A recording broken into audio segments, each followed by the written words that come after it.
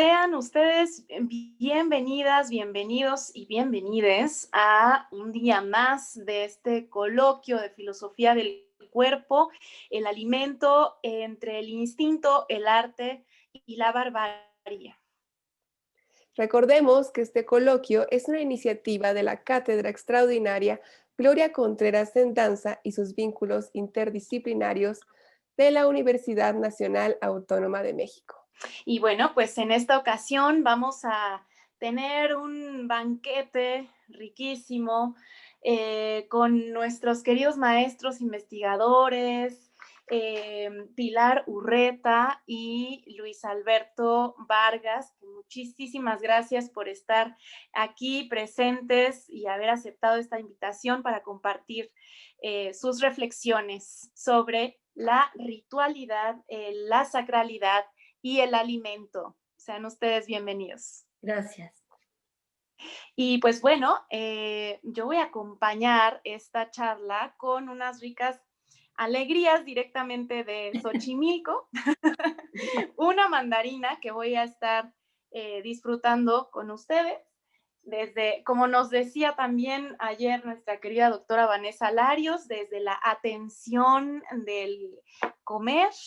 Y pues también estaré con un rico café bien cargado. Muy bien. Muy bien, pues en esta ocasión yo les voy a acompañar con una bebida con agua mineral y frutos rojos como uvas, zarzamoras, frambuesas, algo como más fresco. Usted, maestra Pilar, ¿con qué nos va a acompañar? Me hice un café maravilloso de grano chapaneco orgánico con chocolate amargo muy fuerte y con unas ralladuras de naranja, y entonces la combinación es extraordinaria. Exquisita, queridísimo doctor Luis Alberto, cuéntenos un poco del chocolate, por favor. Sí, miren, yo por desgracia, por la diabetes y estas cosas, no puedo beber muchas cosas a esta hora. Pero yo todas las mañanas lo que no puedo dejar de hacer es beber mi chocolate en agua. Entonces, este chocolate en agua, pues tiene una larguísima historia. A mí me da mucha rabia cuando voy a los museos, excepto el Museo del Chocolate que está aquí en la Ciudad de México, y te dicen que el chocolate es azteca. Pues resulta que ahí hay una tontería gigante, porque el chocolate es mucho, mucho más antiguo que los aztecas. Es probable que el chocolate haya sido una aportación de los olmecas, es decir, de la primera civilización. De ahí pasó a la cultura maya. La cultura maya tiene cosas maravillosas con el chocolate. Por ejemplo, las vasijas para chocolate mayas son maravillosas. Y ya que estamos hablando de estas cuestiones de alimento y sacralidad, déjenme contarles que en mi cubículo de la universidad yo tengo reproducida actualmente, es decir, no es una vasija original, pero sí está hecha idéntica en la forma, tamaño, proporciones a las vasijas mayas para tomar chocolate.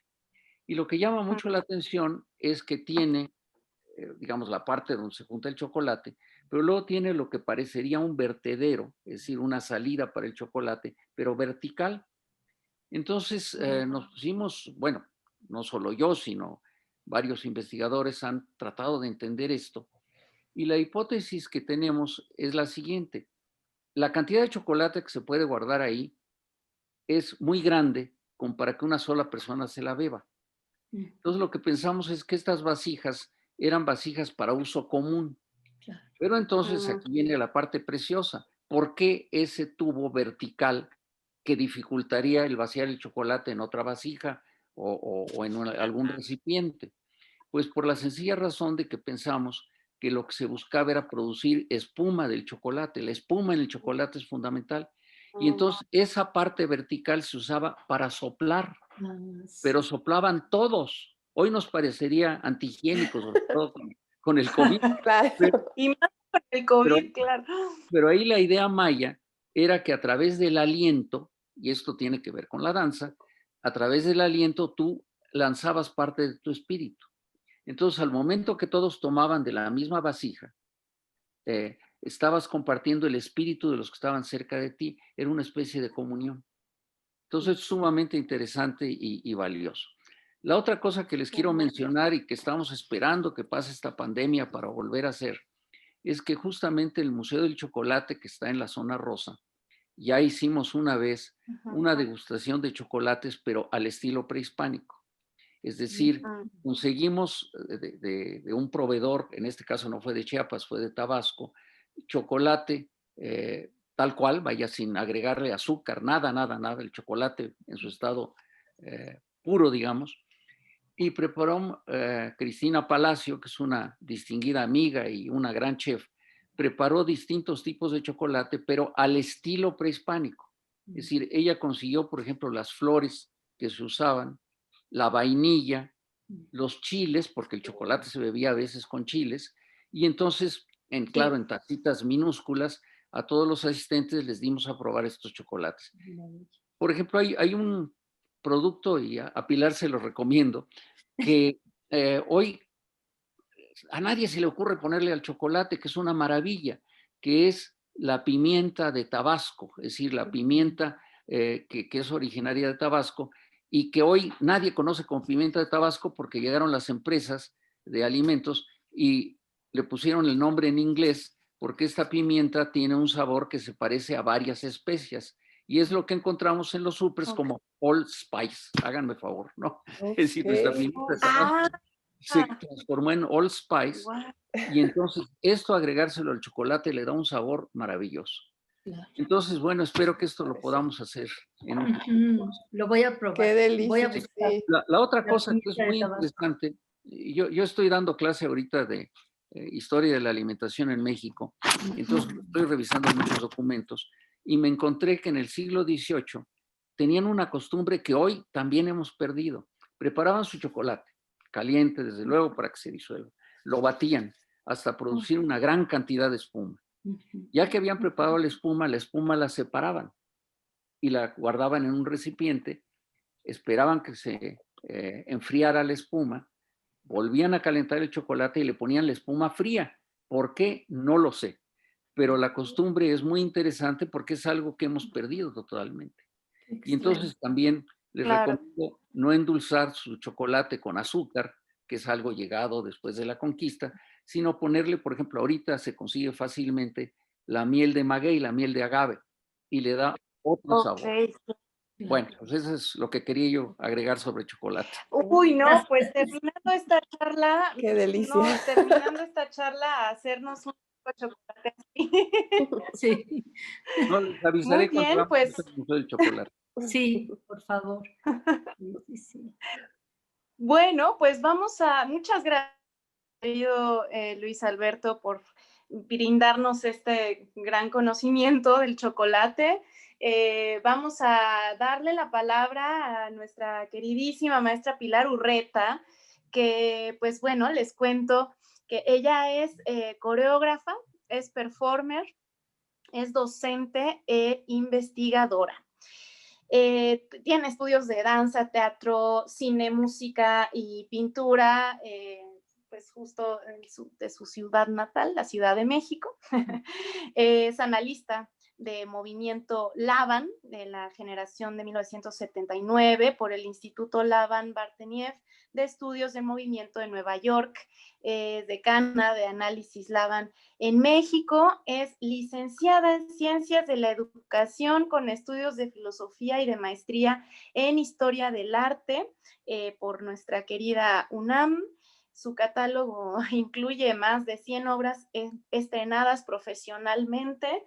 Es docente de la Escuela Nacional de Danza Clásica y Contemporánea del Instituto Nacional de Bellas Artes desde 1995. Y pues bueno, maestra querida, también sigues creando coreografía, enseñando, escribiendo, haciendo fotografía y video. Es miembro del Sistema Nacional de Creadores de Arte. Ya tienes unos 52 años de labor profesional ininterrumpida en la danza, con todas sus aportaciones tan valiosas Les recomiendo que puedan entrar a su página de internet pilarurreta.com. Ahí podrán ver, pues bueno, con más amplitud toda su trayectoria riquísima. Les recomiendo muchísimo que la lean, que disfruten de su danza, de su obra coreográfica. Y pues bueno, realmente, maestra, eres también gran investigadora y sensible al ámbito de los símbolos, del ritual también en la danza, ¿no? Entonces, bueno, pues bienvenida seas y Gracias. adelante, por favor. Gracias, maestra Raiza. Agradezco muchísimo a la maestra Raiza Pomposo por esta oportunidad para compartir con ustedes algunas ideas acerca de lo que podría ser la ritualidad actualmente y cómo se construye a partir del cuerpo que danza, un cuerpo que debe prepararse de múltiples formas para la trascendente travesía ritual. Quizá la maestra Pomposo me invitó porque sabe que gran parte de mis obras coreográficas remiten a esta travesía simbólica, porque me interesa no lo religioso que de ella pueda interpretarse, sino la comunicación con lo que es esencialmente la experiencia de comunión entre el arte y el antropos, entre el poder de lo creativo y el poder del ser humano.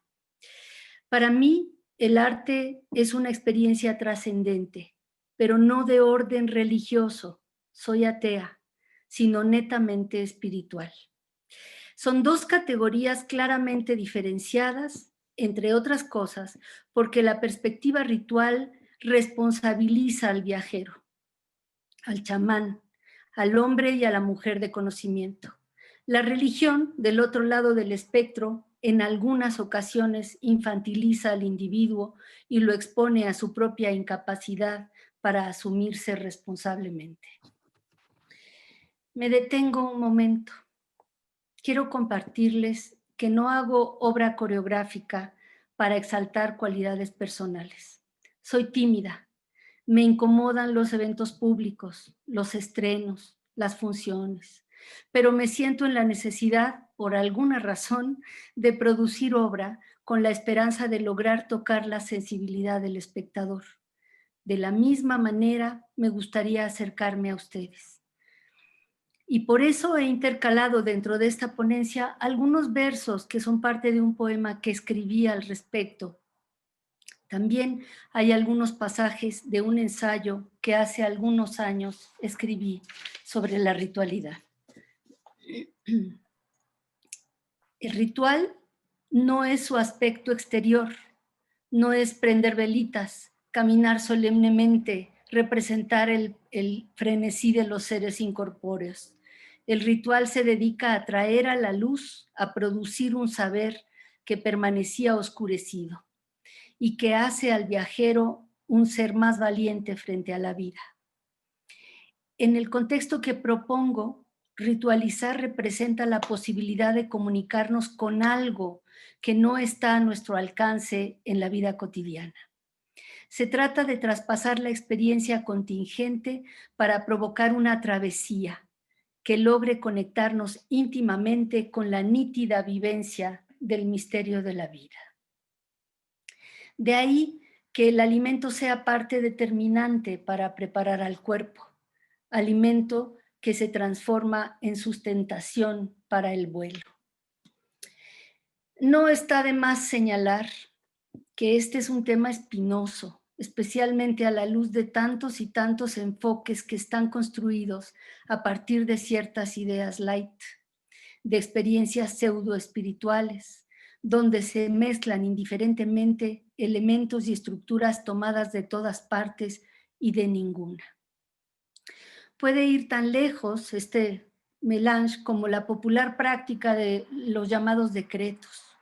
Decretar para que le vaya bien a una persona, para que alcance sus sueños, para que sea exitosa. El fenómeno es complejo, así que intentaré aquí volver nuestra mirada hacia la experiencia ritual. cómo la vive el chamán, el curandero, el danzante, la que escucha o el que escucha su corazón. Como sabemos, el ritual es un suceso que tiene su origen en las sociedades paleolíticas y adquiere múltiples formas según cada cultura, según el suceso que se activa o recrea o que se reconstituye y actualiza singularmente gracias a la idiosincrasia de cada pueblo. Para el danzar ritual, el cuerpo físico ha de transformarse, metamorfosearse, perder su corporalidad contingente. No es el cuerpo el que danza, es el espíritu convertido en poder. Hablo entonces de un proceso en que el individuo se abstrae de sí mismo, se quita de sí mismo, de su propio continente, se separa y se vuelve vehículo, punto de partida y puerto de llegada. Me hice oscura para parecerme a la noche y vivir su misterio con estrellas. Me hice agua para ir a pasear a las cascadas y me rompí en 1000 gotas y no me dolió. Este viajero ha de prepararse. La comida, hecha originalmente con carne de animales poderosos para adquirir sus mismos poderes. Luego, el ayuno, varios días dedicados a beber agua, a tomar el sol en silencio o permanecer en un lugar oscuro semejante al seno materno de la tierra húmeda. La escucha atenta de los pequeños sonidos del mundo nutren la atención del que en una nueva hora estará dispuesto para el viaje. Me hice piedra para escuchar los brincos de los grillos y piedra para ser pulida por el tiempo. Me hice madrugada para aprender a no esperar y para volverme azul como la primera luz azul del día. Hace muchos años tuve oportunidad de presenciar ciertos rituales chamánicos de 2 hermanos rayistas, así se les llama, del pueblo de Jumiltepec, estado de Morelos. Margarito y Bertita Sánchez, chamanes rayistas que abrieron su casa, su corazón y sus conocimientos para que yo pudiera presenciar el prodigio de la atención intensa dedicada a curar y a salvaguardar las cosechas de las tormentas y los rayos. De ahí el nombre de hermanos rayistas. Otro chamán, el compadre y maestro Andrés Segura, capitán general de Concheros, había sido la vía que me permitió conocer a Margarito y a Bertita. Creí que platicaría un par de veces con ellos. Estaba trabajando en una obra y para eso era mi investigación. Pero en vez de esto, me encontré aprendiendo ciertas tareas básicas en la preparación del ritual. Observé sus ceremonias, grabé sus cantos y sus rezos, sus danzas, y vi la profunda seriedad con la que realizaban cada paso de la acción ritual. Aprendí mucho, como podrán imaginar, la relación con plantas curativas, la manera de pedirles permiso, de cortarlas, de prepararlas para las limpias, y tanto más que sería largo de escribir. Lo principal era el estado de atención agudo con el que trabajaban y realizaban cada parte del proceso. Me hice tortuga y cumplí 100 años. Me hice fuego y chisporroteé carboncillos encendidos. Me hice estruendo entre los campos cuando llueve a chubascadas. Durante el tiempo del ritual, el cuerpo humano es microcosmos, repite el orden y acomodo del universo. Su centro está en el corazón del hombre que danza, espejo de ese cosmos y del mundo originario. Al bailar, el latido del corazón es uno con el tiempo y con el espacio primordiales y se abre rítmicamente para mantener la cohesión en este tiempo excepcional.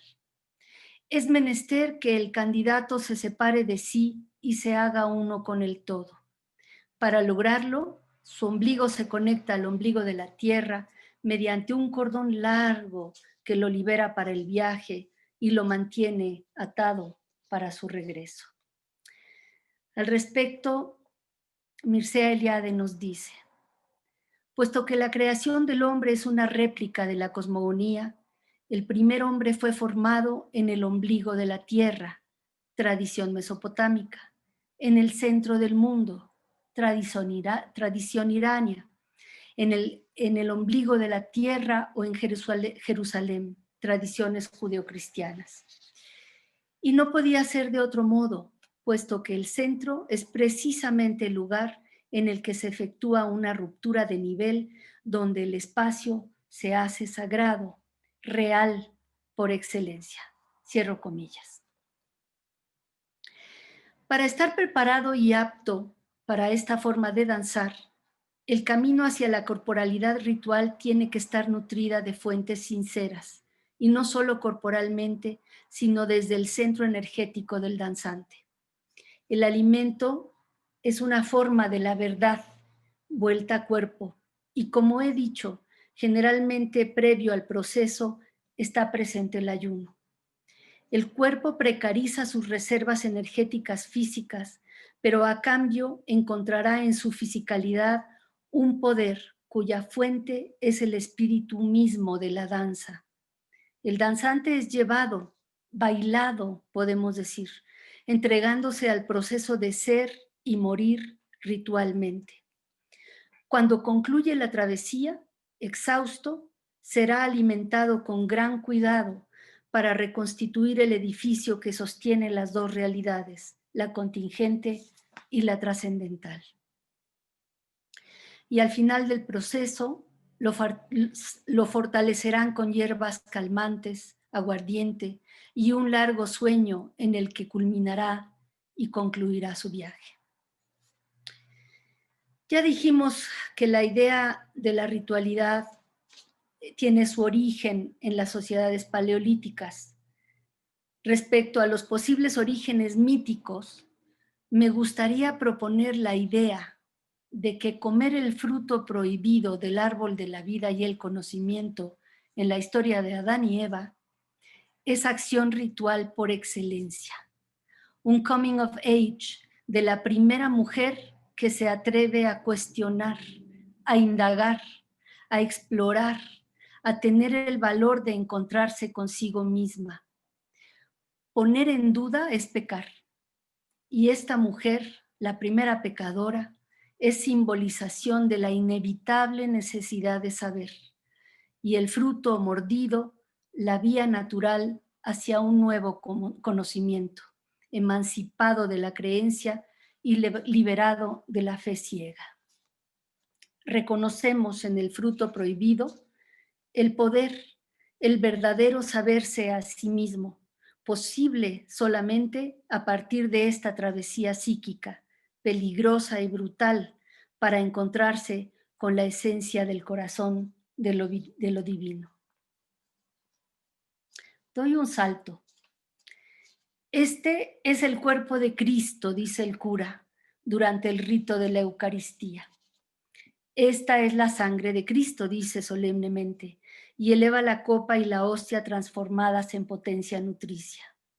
El acto abre un tiempo y un espacio simbólicos. Hostia y vino son levantados verticalmente frente a los feligreses que son testigos del sublime momento, mientras se disponen ellos mismos a purificar su cuerpo y su alma mediante el rezo. Ya virtuosos de espíritu, aptos para consumir esta energía beatífica del Cristo, representada por el vino y el pan sin levadura, se transforman ellos mismos en seres tocados por la luz. Este sacramento une íntimamente al creyente con su Salvador, el Cristo que se ha sacrificado por el hombre y ha padecido los dolores e insultos más extremos. Ahí es cuando el mítico hombre Jesús se convierte en Dios, en Hijo de Dios, en protector de protectores y, si es necesario, en mediador frente al gran Dios, el viejo, el justiciero, el único. El creyente excluye las contradicciones narrativas y dogmáticas y se dispone a integrar al Cristo en su cuerpo. Aquí su humanidad se deifica, si tan solo por un momento. La actualización del constructo es la experiencia inmaterial de la unión entre el creyente y la creencia. En una vuelta de tuerca de esta construcción proverbial ha desaparecido el canibalismo simbólico. Ya antes de Jesús, el rey sacerdote Melquisedec acostumbraba a incluir el pan y el vino en sus rituales, en un protojudaísmo muy anterior al del ritual católico, que se proyectará primero en la ceremonia del Pesaj judío, en el que en el sábado, todos los sábados, se come y se comparte ritualmente el pan sin levadura y el vino, en una forma consagrada de cena compartida por la familia. En este ritual, el rezo cantado para encender las velas por parte de la mujer de la casa precede la acción de alimentar a todos los parientes, promoviendo la concordia, el orden, para aprender a cuidarse mutuamente y enseñar a los miembros más jóvenes del clan los cambios correctos de la vida. Nuevamente es la mujer que, acercando sus manos a la flama de las dos velas, pide claridad, luz, comprensión y bienaventuranza. Otro salto. No deja de impactarme el ritual budista del Tíbet, aunque no creo que se siga realizando, de que cuando un monje budista muere, su cuerpo se deja en la cima de una alta montaña, a la intemperie, para ser consumido por buitres. Una forma de regresarle a la naturaleza el cuerpo que le fue dado al monje y que ahora alimentará a otros seres. Este ritual, llamado funeral celeste o funeral en el cielo, hace mucho sentido, porque es la manera más natural y orgánica de reconstituir al cuerpo en otras formas de vida, cumpliendo además un ciclo de utilidad efectiva, biológica y emocional. Además, este ser dotado del alto vuelo y la visión panorámica, el buitre, llevará consigo la esencia del monje para que éste pueda ver la vida desde un ángulo más amplio y para que se le revele la dimensión proporcional entre el hombre y el mundo. Regresamos al principio. ¿Por qué crear una obra que busca lo ritual en un tiempo de visiones futuristas y avanzadas tecnologías sonoras y visuales? ¿Está peleada acaso la experiencia de lo actual con la raíz? Yo no creo que la ritualidad sea arcaísmo o primitivismo, sino la parte más fundamental de la danza, porque es una expresión estética que nace en el seno de lo atemporal. Por esto considero que la ritualidad une lo ancestral con lo contemporáneo. Buscar la ritualidad de la danza también es asumir una postura franca en contra de tanta artificialidad estética, muchas veces vacía de contenido, que ha dado como resultado un espectador perezoso, mero consumidor de lo que es grato a los sentidos, pero sin hacer esfuerzo alguno de profundización o de cuestionamiento. El arte escénico contemporáneo de la danza debe incluir las múltiples posibilidades, los experimentos multidisciplinarios de todo tipo, pero sobre todo provocar preguntas acerca de nuestra visión del mundo y de la complejidad humana. La ritualidad en la escena contemporánea es solo un camino más, pero está nutrido de raíces ancestrales que resuenan en los cuerpos que danzan hoy. Me hice iceberg y sufrí mi deshielo y lloré mi final. Entonces regreso y miro, quedo en silencio y estoy en paz. Regreso, solo soy yo, estoy conforme y en paz. Regreso, soy yo. Gracias.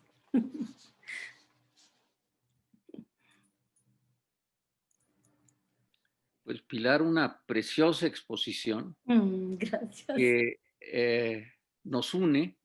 Yo he trabajado también mucho en cuestiones de medicina tradicional Qué y hermoso. pues siento perfectamente bien lo que tú has descrito. Gracias. Gracias, doctor. Muchas gracias.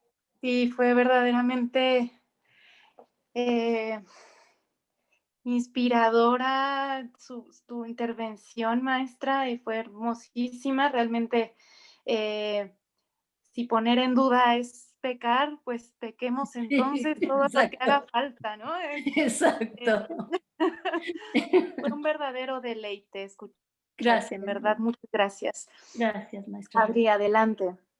Sí, muchas gracias, maestra Pilar. Realmente, Gracias. como han dicho, una gran exposición que creo que en la propia escritura se siente esa ritualidad, ¿no? Y esa sacralidad, ¿no? Ha expresado, ¿no? Y bueno, Gracias. pues para continuar vamos a dar paso a la exposición del doctor Luis Alberto Vargas.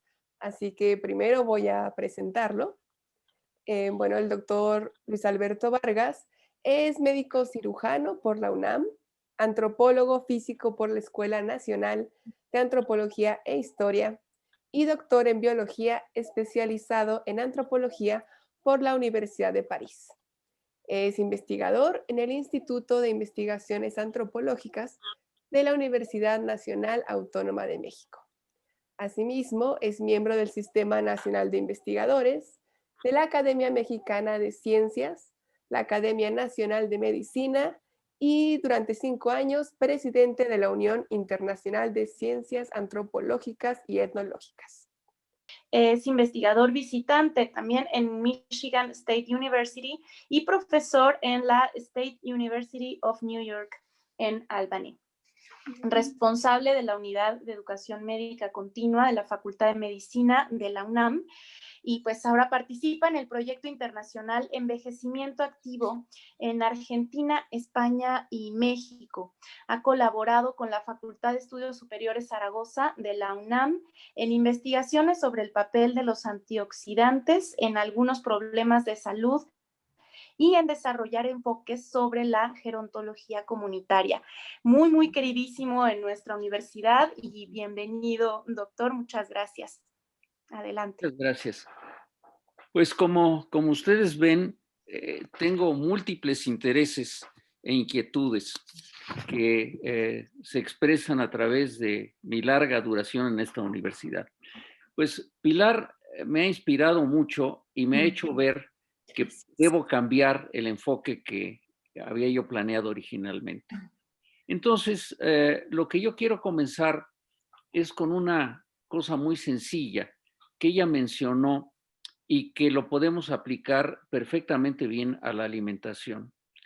Resulta que cuando nosotros comemos, tenemos un proceso muy importante que es el proceso digestivo, que lo que hace es que toma los alimentos, los convierte a través de enzimas y jugos en sustancias más sencillas, es decir, por ejemplo, tomamos azúcar y esta azúcar hay enzimas que la desdoblan en los dos azúcares sencillos que tiene.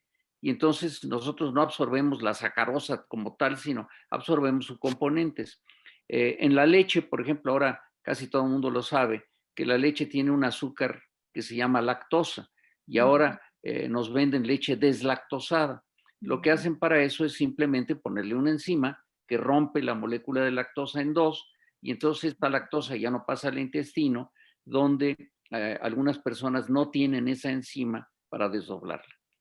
Entonces esto penetra al cuerpo, los aminoácidos, las grasas, los hidratos de carbono y en sus componentes. Es como si nosotros tomáramos una palabra y la cortáramos en sus letras, entrara a nuestro cuerpo, la volviéramos a juntar, pero ya en un orden diferente de las letras y construyéramos otras palabras.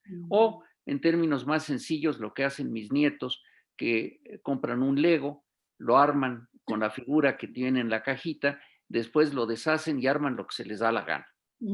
Entonces, esto es algo que de alguna manera los humanos hemos intuido. Entonces, a lo que dijo Pilar, lo que es muy importante es usar un verbo que es muy bonito, que es el verbo incorporación. Es decir, hacer parte de lo que está afuera, hacerlo parte de nuestro cuerpo. Y esto juntamente es lo que en alimentación le da un valor simbólico importantísimo al acto de comer, que estamos tomando cosas que vienen de fuera, las estamos haciendo nosotros. Es decir, yo aquí tengo en todo mi cuerpo lo que desayuné hoy, lo que comí ayer es parte de mí ahora, eso soy yo. Bueno, entonces, de igual manera, hay otra serie de situaciones que les llamamos en la jerga, digamos, de la antropología de la alimentación, como los atributos de la comida. Entonces, otro de ellos es justamente de que esa comida tiene orígenes muy diversos, es decir, está la carne del cerdo, el huevo de la gallina, el trigo del campo, el maíz del campo, etcétera, que se incorporan a nosotros. Y por lo tanto, nuestro cuerpo es una síntesis de lo que está alrededor de nosotros. Y también esto, aunque digamos, se presenta siempre en las clases de nutriología como algo muy científico, muy especial, pues en realidad es algo que la humanidad se ha dado cuenta de ello durante muchos siglos. Por otra parte, pues la comida, igual que veremos en otras cosas, tiene una serie de características propias, el sabor, el olor, la textura, etcétera, que tienen un valor social y un valor simbólico. Es decir, por ejemplo, el caso concreto es lo que estamos haciendo ahora. Es decir, estamos tomando algo mientras hablamos. Pero un dato interesantísimo es, por ejemplo, en algunas partes del mundo, la comida de los funerales tiene que no ser dulce, es decir, sino salada como las lágrimas, algo que exprese el sentimiento a través de lo que estamos comiendo. Hay toda una serie de ceremonias en México donde los alimentos juegan un papel fundamental y que justamente el sabor, la textura, etcétera, tienen que ver con esto. Por otra parte, pues lo que comemos, igual que la danza, implica trabajo. Entonces, nosotros nos damos cuenta que al comer o al danzar, estamos haciendo un trabajo que se expresa y que incorporamos también simbólicamente. Voy a ir muy rápido sobre esto porque quiero hablar de otras cosas. Pero también la comida, igual que la danza, y lo mencionó muy bien Pilar, es decir, antes de bailar hay que prepararse, hay que preparar el cuerpo. La comida no se come tal cual, se prepara. Y entonces ahí entramos en el amplísimo mundo de las cocinas, donde la comida tiene que ser preparada, tiene que ser aderezada para que sea, digamos, adecuada. Y justamente en muchas de las ocasiones rituales, la comida tiene que ser preparada de manera muy especial, con muchas medidas previas a su ingesta, igual que el danzante se tiene que preparar no solamente físicamente, sino emocional y espiritualmente para desempeñar su función. Y claro, al igual que ya lo mencionó Pilar, la comida y la danza implican relaciones sociales. Es decir, claro, se puede danzar para uno mismo, pero en general lo que se busca es que haya quien comparta con nosotros el acto de danzar, y lo mismo nos ocurre con la parte de comer. Entonces, quería yo mencionar esto primero para unir lo que voy a decir ahora con lo que Pilar nos ha mencionado. Nada más déjenme ver porque se me cayó mi hojita de apunte.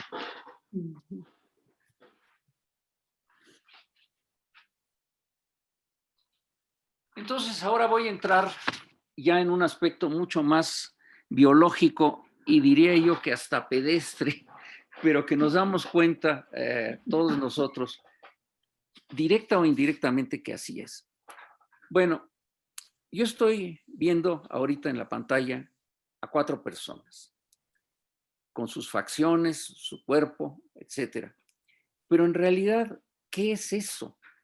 Ese cuerpo que tenemos, esos ojos tan bonitos que estoy viendo en la pantalla, son simplemente extensiones de nuestro encéfalo. Es decir, desde un punto de vista simbólico, podría yo decir que nuestro cuerpo existe y está en función de nuestro encéfalo, de nuestro cerebro. Es decir, nosotros recibimos información y transmitimos movimiento, información, secreciones gracias a la existencia del cerebro. Por lo tanto, tenemos que entender primero qué tiene este encéfalo. Y este encéfalo lo que tiene son lo que se llama vías de entrada, los ojos, los oídos, el gusto, el tacto, etcétera, que nos llevan información del exterior, pero también del interior, al cerebro, que el cerebro a su vez lo interpreta y lo maneja, como veremos dentro de un momento. Pero por otra parte, el cerebro tiene lo que se llama técnicamente funciones eferentes, es decir, lo que sale del cerebro hacia el exterior. Entonces, por ejemplo, del cerebro hacia el exterior sale lo que es fundamental en la danza, la capacidad de contraer los músculos, de cambiar la forma del cuerpo, de moverse, etcétera. Pero al mismo tiempo salen otras cosas que esto se los dejo como tema interesante, porque salen otras cosas que no vemos o que no percibimos normalmente. Por ejemplo, al momento que alguien está bailando, en su cuerpo están secretando hormonas y sustancias que están informando al cuerpo de cómo está. Y estas sustancias son tanto, digamos, con un valor fisiológico puro, como con un valor, digamos, que nos cuesta un poco más de trabajo entender, porque son lo que moviliza todos los neurotransmisores, que a su vez se transforman en emociones y sentimientos que dentro de un momento definiré. Pero también, por ejemplo, algo que yo nunca he visto que se trabaje es que sudamos. Y entonces ese sudor no es solamente la liberación de agua y sal, sino ese sudor lleva sustancias olorosas, algunas, digamos, muy naturales, muy conocidas, pero otras que son realmente hormonas que actúan a distancia.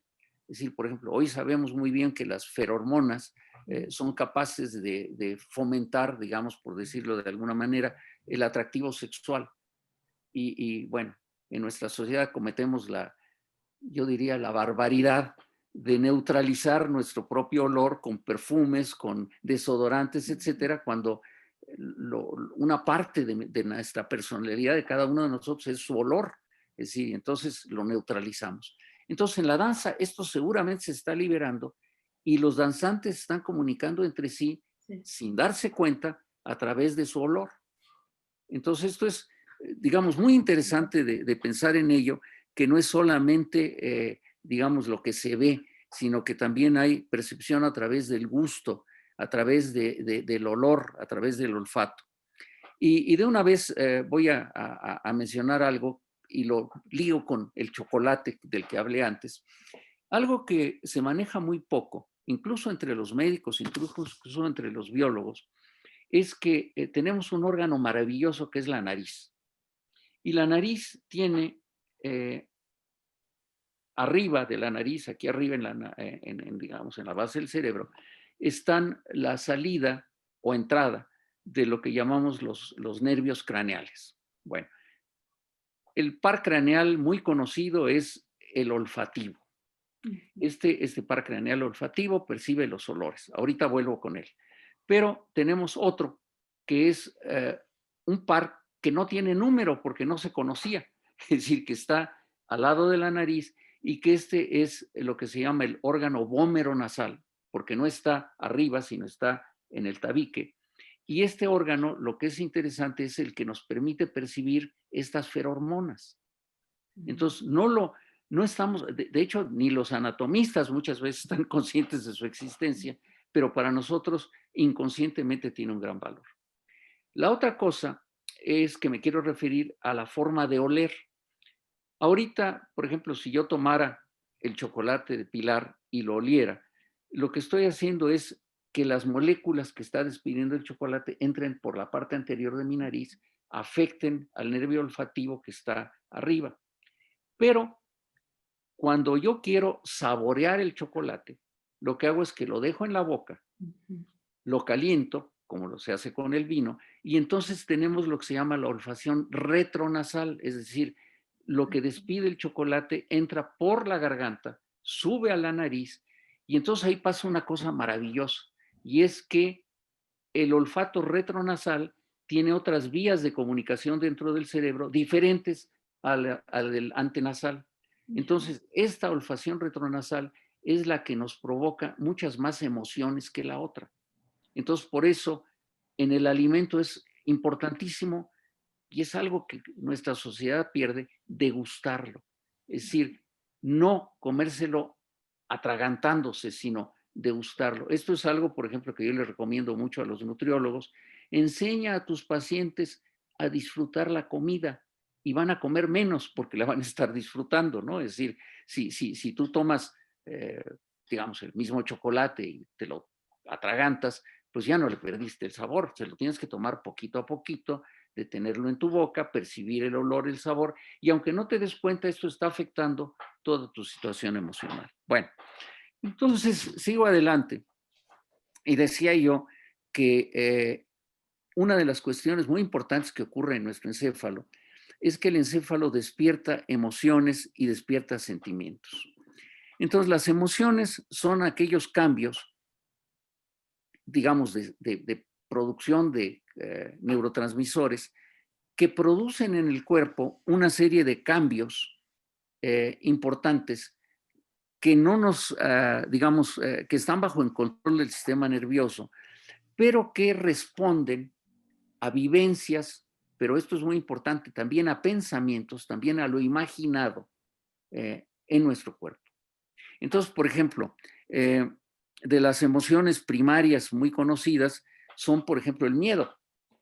Si yo me puedo despertar en la noche con miedo, no hubo nada que me amenazara físicamente, pero soñé algo que me produjo miedo.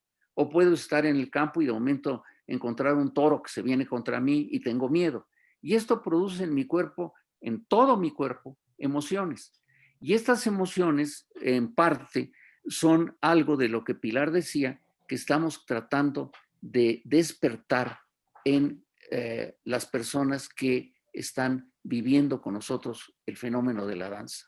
Entonces, como ven ustedes, el cerebro es impresionante lo que hace y nos permite entender muchas cosas. Y luego tenemos, claro, algo que es parecido, pero que es ligeramente diferente, que son los sentimientos. Estos sentimientos surgen en nuestro cerebro cuando cambia lo que llamamos nuestro estado de ánimo. Es decir, son cosas tan conocidas, tan vividas como nosotros, por nosotros, como el estar triste, el estar contento.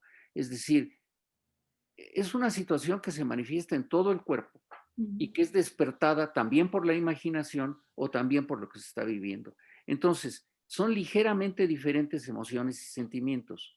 Los sentimientos pueden tener con las emociones duraciones brevísimas o duraciones a largo plazo.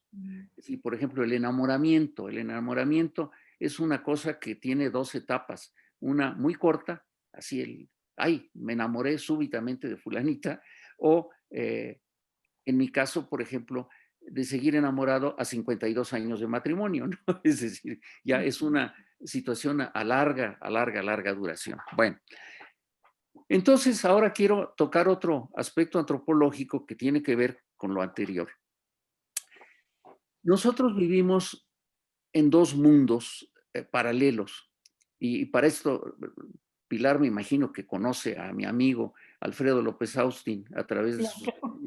Claro, fue profesor del CIDEM, donde yo estudié filosofía, que era de la UNAM, ya desapareció CIDEM, pero fue Sí. profesor de Bueno, Alfredo es compañero mío de toda la vida en investigaciones antropológicas, los dos ya estamos llegando a los 50 años ahí o más, Alfredo creo que tiene un poco más. Y entonces Alfredo ha escrito mucho sobre esto, que es el concepto de cosmovisión. Es decir, yo veo la realidad o lo que yo llamo la realidad, pero esta realidad la interpreto a través de algo más, que es justamente lo que a los antropólogos nos interesa mucho, que es mi visión del cosmos. ¿Cómo interpreto yo el cosmos? Voy a una cosa muy elemental y que ya es parte de la historia de la ciencia. Es decir, ¿cómo concibo yo el mundo? Concibo el mundo como una superficie plana y los cielos están arriba y están dando vuelta alrededor de mí, o me voy con la otra visión donde yo estoy en la Tierra y la Tierra es la que está girando y en realidad los astros no están moviendo a la velocidad que yo supongo, sino están a otra velocidad. Y otra que es muy interesante, y ahí cito a Alfredo, si yo les preguntara a ustedes cuántas almas tienen, los pondría yo a pensar. Y la respuesta más frecuente sería, pues tengo una sola alma. Sin embargo, en la visión mesoamericana tenemos 3 almas. Tenemos un alma en la cabeza, tenemos esta alma que es el tonal, que es el alma racional, pero que tiene una propiedad que nosotros en nuestra cultura actual no interpretamos, y es que esta alma puede viajar. Cuando estamos dormidos, esta alma, y a todos nos ha ocurrido, por ejemplo, cuando fallece una persona querida, pues la vamos a visitar al mundo de los muertos. Es decir, la imaginamos, la soñamos, la vemos, platicamos con ella. Esta alma viajó al mundo de los muertos. Este es el alma que me permite prever lo que va a ocurrir y recapitular lo que pasó. Es decir, es un alma racional, pero que funciona en un sentido muy diferente a como lo vemos en el mundo occidental. Luego tenemos la otra alma, que esta es fundamental en la danza, que es el alma de las emociones del corazón. Es decir, lo que yo busco es despertar estas emociones y sentimientos que son propios del corazón. Ustedes me dirán, son cuentos. Bueno, entonces, ¿por qué el día de San Valentín regalas corazones? Seguimos pensando que esta alma existe, pero la oscurecemos. ¿Y por qué nos es familiar? Muy sencillo, porque las emociones despiertan la aceleración de mi corazón.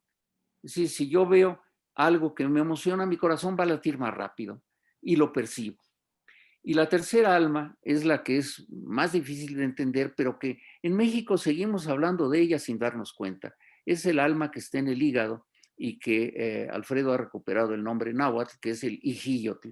Este es el alma de los sentimientos profundos, de los grandes odios, de los grandes amores. Es un alma sórdida, escondida, que ¿cómo se manifiesta? Por ejemplo, en México, en mis temporadas de médico, encontraba yo pacientes que decían, doctor, hice un coraje tan fuerte que se me derramó la bilis. ¿Qué tiene que ver esto? Es decir, en un mundo occidentalizado, comillas, racional, pues la bilis, ¿qué tiene que ver con que yo haga un coraje, no? Sin embargo, pues esto, digamos, la gente lo percibe. La otra es, a ver, me encontré a fulanito en la calle, me cayó como patada en el hígado. ¿Por qué no en el corazón o por qué no en la cabeza, no? Es decir, el hígado está ahí como una función que existe. Entonces, este mundo que crea la cosmovisión es lo que Pilar mencionó, que nos permite entrar a un mundo simbólico maravilloso, un mundo donde las cosas se interpretan en forma diferente. Es decir, por ejemplo, no sé si Pilar, tú has visto el tratamiento de lo que se llama el calor trepado. No. El calor trepado es muy interesante porque todos hemos tenido calor trepado. El calor trepado consiste en esto. Mi cuerpo, en la visión mesoamericana, es muy sensible a la temperatura porque, como tú dijiste, es un microcosmos.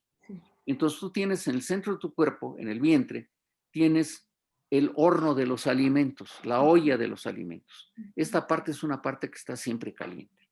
Mis manos ahorita están frías, mis pies están fríos. Es decir, yo tengo diferencias de temperatura en el cuerpo. Entonces, cuando yo salgo a la lluvia, me mojo los pies, regreso a mi casa, lo que ha ocurrido es que ese frío de los pies, que se ha vuelto más intenso, sube, no se mezcla, sube, va como algo independiente a mi vientre y hace que el calor de mi vientre se trepe a la cabeza. ¿Y cómo se manifiesta esto? De manera muy sencilla. Se me calienta la cara, tengo fiebre, comienzo a tener mocos, comienzo a estornudar, y porque se me trepó el calor. Entonces, por ejemplo, ¿qué hacía mi abuela conmigo? Cuando salíamos y me mojaba yo y comenzaba yo a estornudar, pues hacía una cosa muy sencilla, restablecer el equilibrio, me ponía los pies en una cubeta con agua caliente, me ponía una cobija para que me calentara yo, y de esa manera ella buscaba restablecer la temperatura. Y hoy, por favor, soy suficientemente viejo para haber visto en la calle, se ponían las personas aquí hierbas frías que son lo que se conocía, hoy no lo he vuelto a ver en muchos años, chiqueadores, con la idea de que estos chiqueadores dispersaran ese calor. Entonces estaba yo manejando un equilibrio en un sentido muy diferente al de la cultura occidental. Aquí las calidades, no les llamamos temperaturas, las calidades no se mezclan, sino que se manejan por separado. Entonces esto tiene que ver con otro mundo enorme que son los alimentos fríos y calientes. A muchas personas, mujeres sobre todo, les dicen, oye, estás comenzando a menstruar, no comas sandía, por favor, porque es muy fría, te va a cortar la menstruación. Ese es un tema que ya no quiero entrar porque es un tema precioso y muy, muy complicado. Bueno, entonces, esta cosmovisión nos crea un mundo paralelo, al que tú te referiste muy bien, que es el mundo sobrenatural. Sí. Es decir, ahí ya estoy no en el mundo real, visible, tangible, etcétera, sino estoy en un mundo que mi sociedad me ha transmitido y en el cual yo creo. Y desde luego parte de la cosmovisión es la religión, pero son muchas otras cosas que tienen que ver con esto. Entonces, claro, ya estoy a punto de llegar a la danza. ¿Cómo creamos este mundo sobrenatural? Lo creamos a través de los mismos sentidos, tanto que nos percibirlo de fuera, como los que nos permiten percibirlo de dentro. Y entonces creamos un mundo a través de lo que nos dijo la abuelita, a través de lo que nos dijo la nana, a través de lo que vimos en la calle. Creamos un mundo diferente, que es este mundo de la cosmovisión, que incluye, entre otras cosas, el mundo sobrenatural. Y claro, aquí lo que tenemos es lo que tú mencionaste, las vivencias de la naturaleza. Es decir, tú lo hiciste maravillosamente, gráficamente, cómo te transformas en parte de la naturaleza. Bueno, aquí te quiero hacer una corrección. Esto no surge con el Homo sapiens. Resulta que algo que han observado los que analizan la conducta de los chimpancés, es que los chimpancés hacen un baile cuando llueve. Que esto es interesantísimo. Cierto. No tengo la referencia, pero Jane Van Lawick creo que es la que lo describe. Y entonces, cómo ellos están expresando su relación con la naturaleza a través de un baile, a través de algo que, bueno, algo que nosotros llamamos un baile. No sabemos cómo lo interpreten ellos, ¿no? Pero nosotros lo interpretamos como un baile. Entonces, los ruidos de la naturaleza, todo esto interviene. Y ahí me voy a un concepto muy viejo en antropología de Fraser, que es que hay dos tipos de magia. Una que es la magia por contacto. La magia donde si yo estoy en contacto con algo que ha pertenecido a una persona, a una civilización, a lo que sea, lo hago parte de mí. Es decir, por eso, por ejemplo, yo recuerdo cuando yo era chico, me encantaba ir a Teotihuacán porque yo encontraba fragmentitos de obsidiana y si yo tenía, imagínense, una punta de flecha, pues ya me sentía yo parte de los teotihuacanos porque había un objeto ahí que había estado en sus manos en el pasado. Hoy esto se manifiesta cuando, por ejemplo, espero que esto no le haya pasado a Pilar, aunque sería muy agradable, que después de verte bailar la gente se acercara con tijeras a cortarte pedazos del vestido. Porque cosa que se hace con muchos de los artistas pop, ¿no? Es decir, los persiguen en la calle, les arrancan un pedacito del traje, etcétera, porque es parte de él, estoy comulgando con esa persona a través de este objeto de contacto. Y la otra, que esta en la danza juega un papel fundamental. Por ejemplo, pensemos en la danza del venado. Es la magia por imitación. Sí. Donde yo imito algo y este algo adquiere una presencia real. Por ejemplo, estos tubos llenos de semillas que se les da vuelta y que suena a lluvia, pues es un ejemplo de ello. Si yo quiero invocar a la lluvia, pues muevo estos tubitos de tallos de planta y el ruido de la lluvia va a atraer a la lluvia, ¿no? Y bueno, en ese sentido, creo que es muy importante pensar en la danza en este sentido.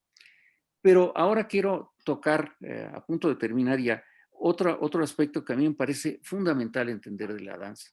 La danza tiene dos vertientes. La vertiente del que danza, donde lo que está haciendo es expresar justamente sus emociones y sentimientos, y tal vez querer transmitir algo, digamos, más abstracto, amor, odio, etcétera, reverencia por los dioses, lo que ustedes quieran. Pero por otra parte, lo que hace la danza es que funciona también como un lenguaje, donde el que baila está hablando con el público y le está transmitiendo algo.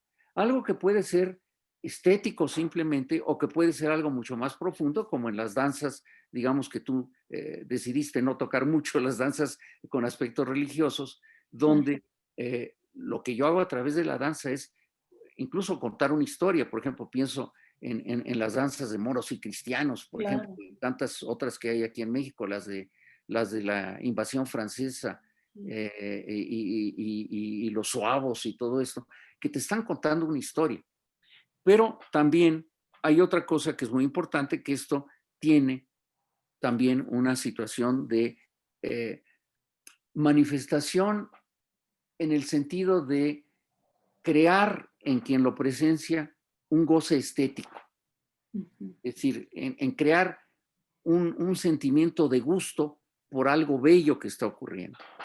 Entonces, ahí nos lleva a dos cosas interesantes que no mencionaste, pero que seguro, vamos, son parte de tu vida. Cómo hay danza con acompañamiento musical y danza sin acompañamiento musical. Y bueno, acabo de enviarles, porque a mí me ocurre que las cosas me llegan del cielo, una tesis reciente que espero que compartas, por favor, Raiza, con los demás, que es una tesis de la UNAM sobre la danza entre los mayas antiguos.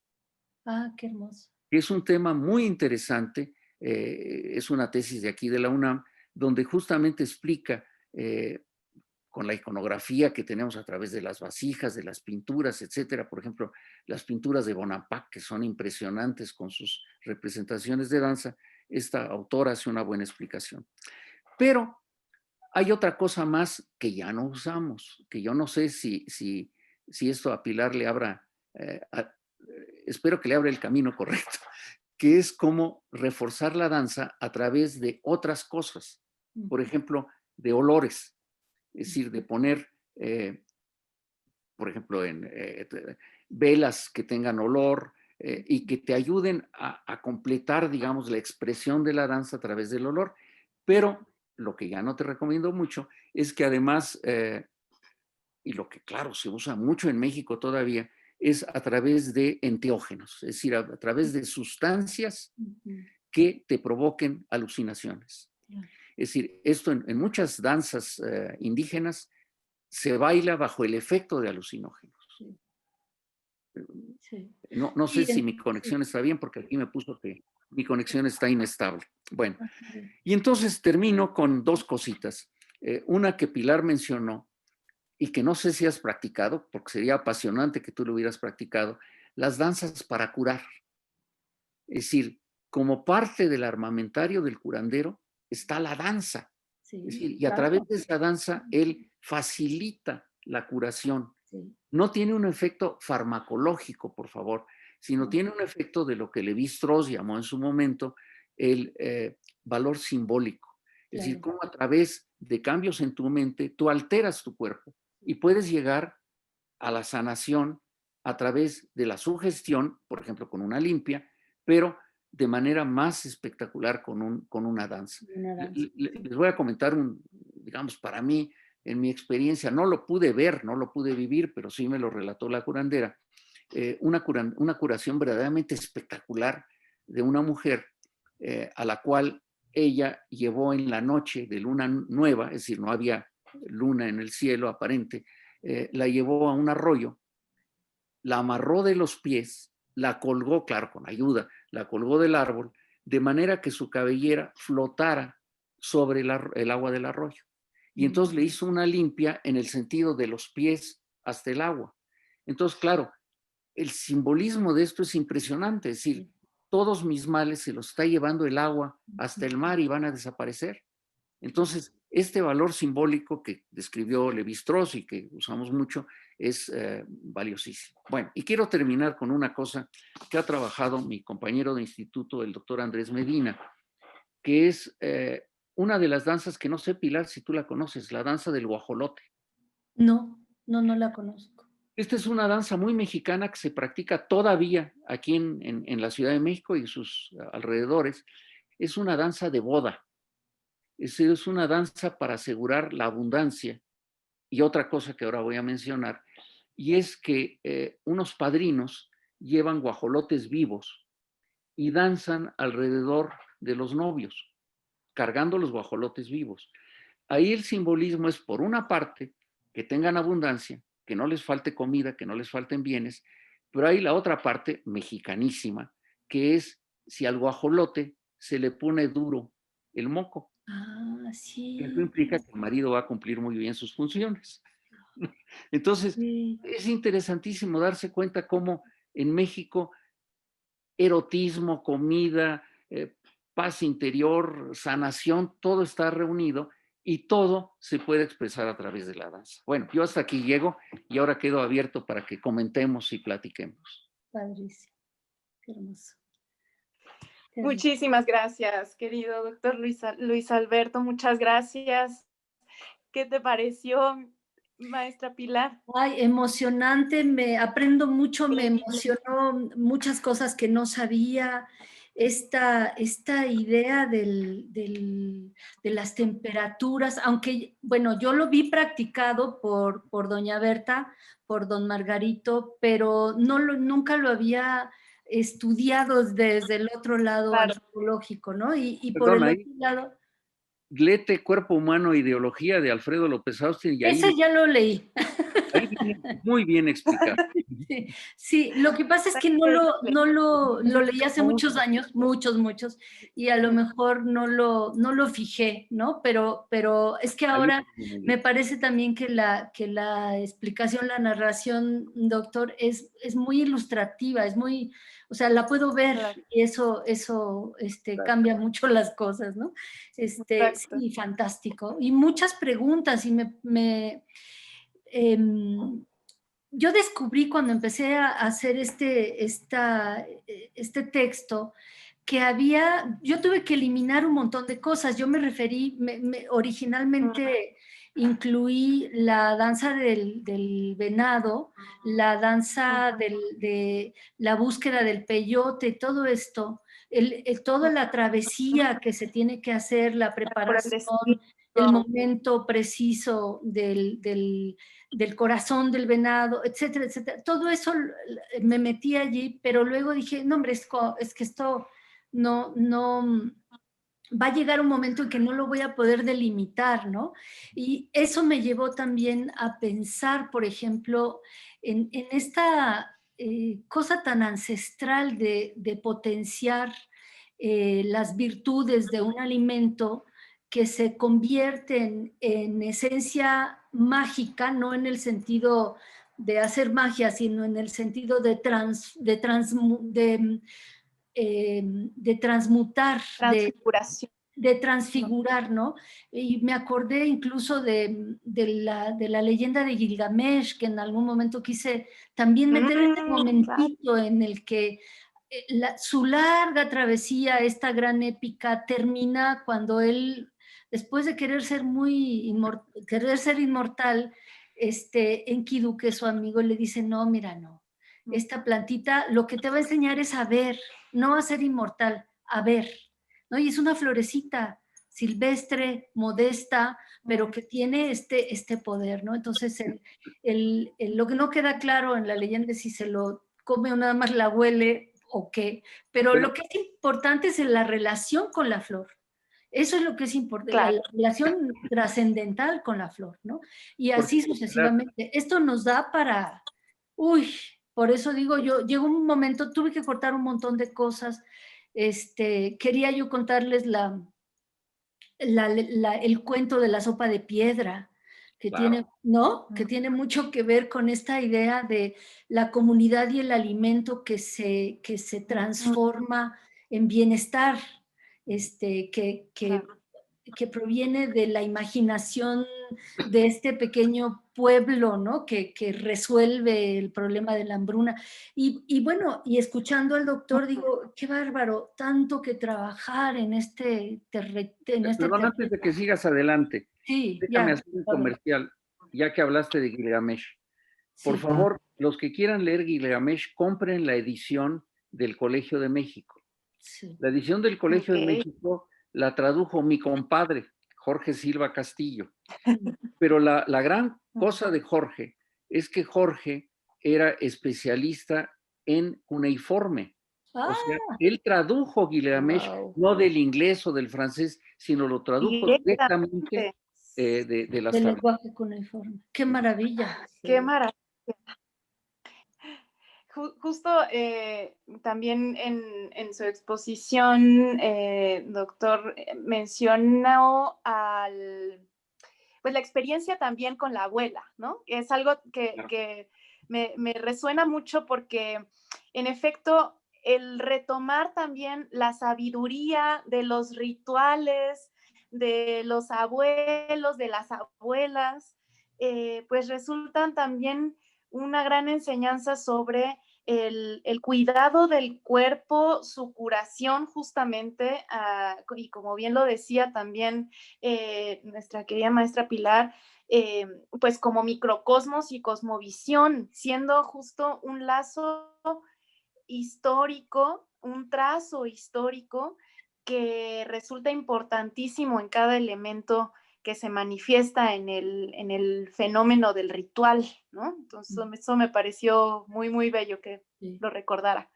Bueno, ilustro esto con otra cosa que dijo Pilar. Pilar habló de cómo las personas estaban unidas a través de cordones. En varios de los códices, lo que es bellísimo es que el personaje aparece con su cordón umbilical y este cordón umbilical está unido a sus antepasados. Sí. Es decir, somos una cadena y la expresión mesoamericana que a mí me parece maravillosa es esto de que yo estoy unido con mi cordón umbilical a mi madre a su madre, etcétera, y de ahí soy parte de un todo maravilloso que tiene muchos milenios o decenas de milenios de existencia, ¿no? Sí. Y hacernos conscientes de esto. Y por eso también toma mucho sentido lo mencionado justo al inicio. Cuando comemos algo, nos volvemos también ese algo. Hay también un proceso de transfiguración en el ámbito del ingerir los alimentos. Y es muy bello pensar también a los alimentos como justo parte de ese lazo ancestral, ¿no? De ese lazo también genético, que, digamos, forma parte de mis abuelos, bisabuelos, etcétera, pero resulta que también de otras corporeidades, ¿no? Sí. Que resultan parte fundamental de ese árbol genealógico no mencionado, ¿no? Sí. Claro, o incluso no conocido, porque a mí me pasó algo muy extraño. Cuando yo era muy chiquita, a mi papá le gustaba mucho oír música, música africana, música negra y no sé qué. Y para mí, bueno, y se oían otras cosas por mi mamá, que era pianista, en fin. Pero bueno, el asunto es que yo oía mucho estas músicas y lo que más me fascinaba era el escuchar música africana originaria. No sé cómo hizo mi papá para conseguir estos discos que eran de acetato, en fin. Pero bueno, el asunto es que era tanto mi amor por esa música que en algún momento mi papá me regaló el disco. Me dijo, ten aquí porque sé que te gusta mucho, ¿no? Y lo escuché y lo escuché y lo escuché por años. Yo no sabía en ese momento que yo tenía raíces negras. Yo no tenía la menor idea porque no conocía a una parte de la familia materna. Pero siempre como que regresaba ahí y bueno, con los años buscaba yo música africana sin tener la menor noción de lo importante que biológicamente era para mí. Es algo muy extraño, ¿no? Y ahí está esa información, esos ancestros, ahí están, esa constitución genética, biológica, temporal, sonora, rítmica. Ahí está eso, todo eso está allí, ¿no? Bueno, un Hermosura. comercial, otro comercial. Por favor, Pilar, cuando Sí, pase esta terrible temporada, sí, dense una vuelta por el Instituto de Investigaciones Antropológicas ok. y busquen a Claudio Herrera Alberú. Claudio Herrera Alberú es el que controla la maravillosa colección de música de Jaime Lipak. Ahí van a encontrar ustedes una cantidad de discos de todo el mundo que por desgracia, por cuestiones de copyright y todo eso, no se puede hacer público, pero cuando menos lo tenemos resguardado. Claro. Y, por ejemplo, uno de los discos de Jaime que a mí me maravilló fue un disco de la música que se tocó durante varios años seguidos en el Carnaval de Río de Janeiro. Entonces, cada vez que salíamos de viaje, Jaime, que era todo un personaje que tenía un programa de música. Un programa, sí, a mí me llegó a entrevistar un par de veces, hace muchos años. Entonces, Jaime nos pedía que le trajéramos discos y ahí está todo eso ya digitalizado. Esto es lo importante, ya está digitalizado. No se pierdan eso. Eso, ustedes que están en la danza, es un material valiosísimo.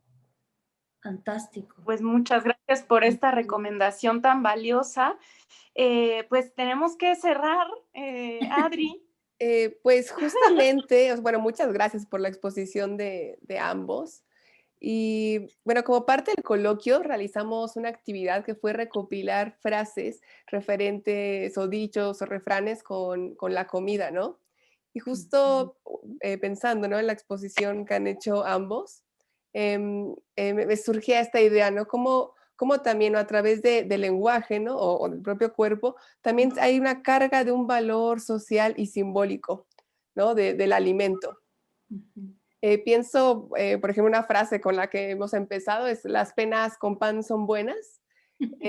¿No? Esta relación, ¿no? Que hay como entre la pena, o sea, este dolor, y el pan, que pensando en lo que dice el doctor Luis Alberto, hay el pan siempre nos remite hacia una sensación de bienestar, de suavidad, del olor del pan, de acogida. Entonces, como, o sea, la misma frase, como refugiarse de ese dolor en el pan, Y ¿no? de las que tienen relación con la danza, la que a mí más me gusta es Así sí baila mija con el señor. ¿Cómo? ¿Así se baila? Así sí baila mija con el señor. Así. ¿Qué quiere decir? Que ya que pasó por la prueba del padre, ahora sí te la presto. Claro, claro, claro. Sí, No sí, cualquiera. sí. No, bueno. Sí, entonces como fascinante, ¿no? Esta incorporación y también del alimento que nos remite, ¿no? A una cultura, a toda una sociedad y que también es como un catalizador de energía al final, ¿no? O sea, en el caso de la danza es como un catalizador que no solo es una energía corporal, digamos, del impulso claramente físico, ¿no? Sino también emocional y sensorial, ¿no? Totalmente. Ahí te va otra. Antes, en Atlisco, Puebla, se hacían unos panes rellenos, muy sabrosos. Y entonces se decía de las chicas, esta está como pan de Atlisco, tiene la ganancia por dentro, es decir, está embarazada. Wow. Wow, claro. Apuntemos Y otro que uso mucho, no uso muchos, pero uno que uso muy a menudo es ni yendo a bailar a Chalma. Claro. Claro. Claro.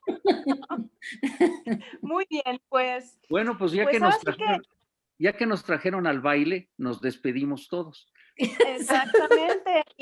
Y pues este arroz ya se coció. Aquí mi chicharrón es cruel.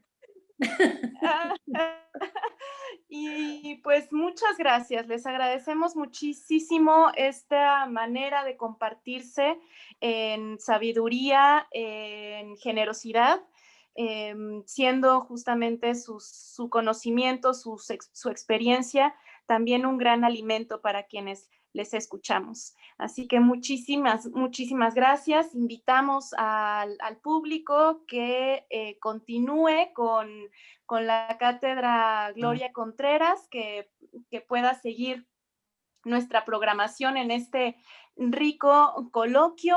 Adri. Sí, justamente a las 5 de la tarde, en hora de la Ciudad de México, vamos a continuar con el banquete número 6, que se va a titular La idea de Platón, Canibalismo Deli, performancenas de César Martínez, con un artista indisciplinario. Así que va a estar muy bueno. Y de postre tendremos, para cerrar este coloquio, la presencia de nuestro queridísimo doctor Jorge Volpi para hablar de los alimentos de la percepción, el arte como nutrición íntima y social. Así que les esperamos a las 8 de la noche de la Ciudad de México. Muchísimas gracias, queridos maestros Pilar Urreta, Luis Alberto Vargas. Gracias a ustedes. Un placer, doctor, conocerlo. Muchas gracias por todo lo que nos dio. Muchas gracias. Muchas gracias. Muchas gracias a todos. Chao.